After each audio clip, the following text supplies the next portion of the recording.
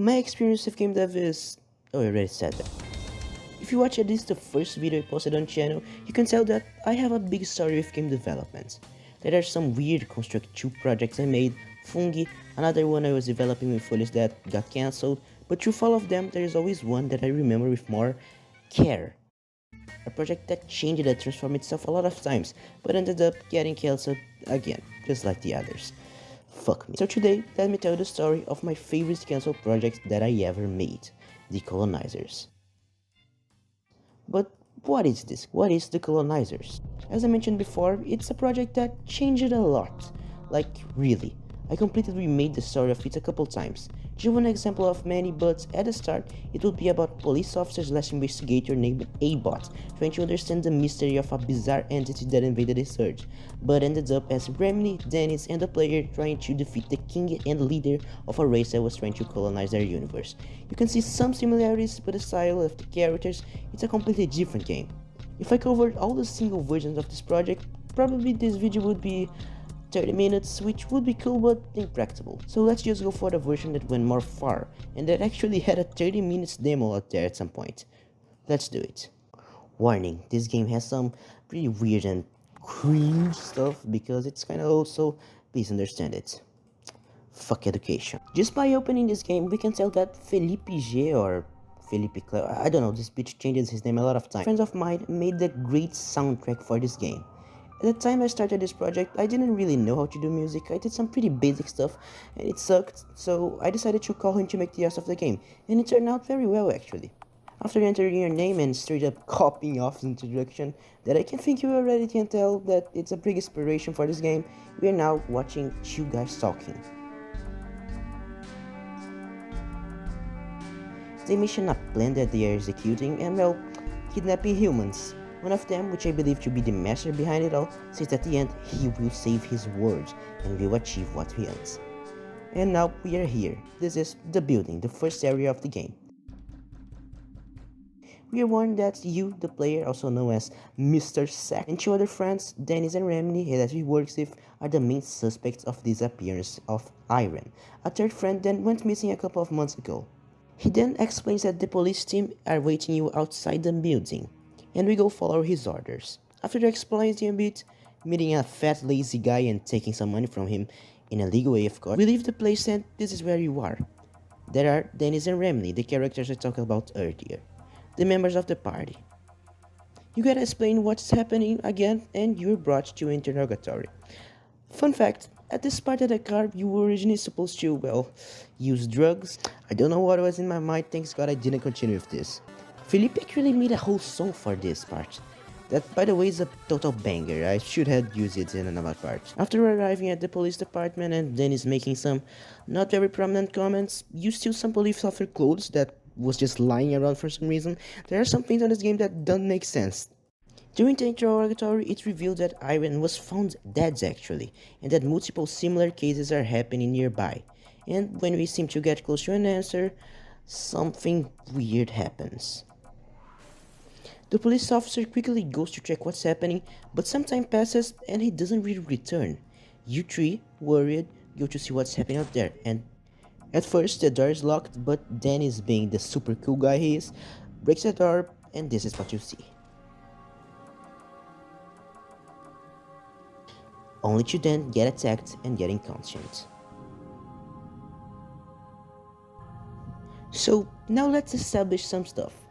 We can see there are 3 members at the party, and the game style is black and white, very similar to Suits or even Off. That is the main inspiration of this game, obviously. Remini seems to be a pretty chill guy, Dennis is way more impulsive and kinda funny sometimes, and well, the player doesn't have a lot of personality, but has some.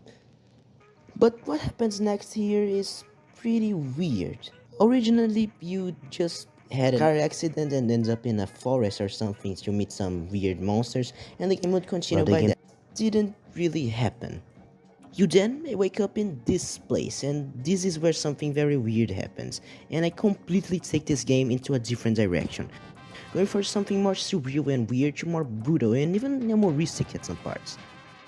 So let's go for the next chunk of this video, the literal brutal change on the universe.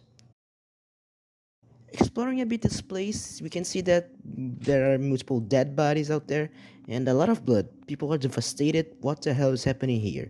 Everything is kind of rotting and brown, reds. It's a weird choice of colors.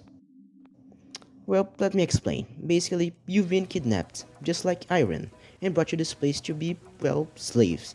The game's called the Colonizers after all. We can see that there was a drastic change in the graphics and even a little bit of the music. Everything suddenly went way more edgier than it should. You're explained by these two guys here that are the race that is colonizing you that you need to take care of the problems with this ship, like the rats in the basement and some other stuff. And that is exactly what you go do after interacting a bit with the NPCs here. There you are. Meet again, Remney, Dennis, and well, the demo ends here.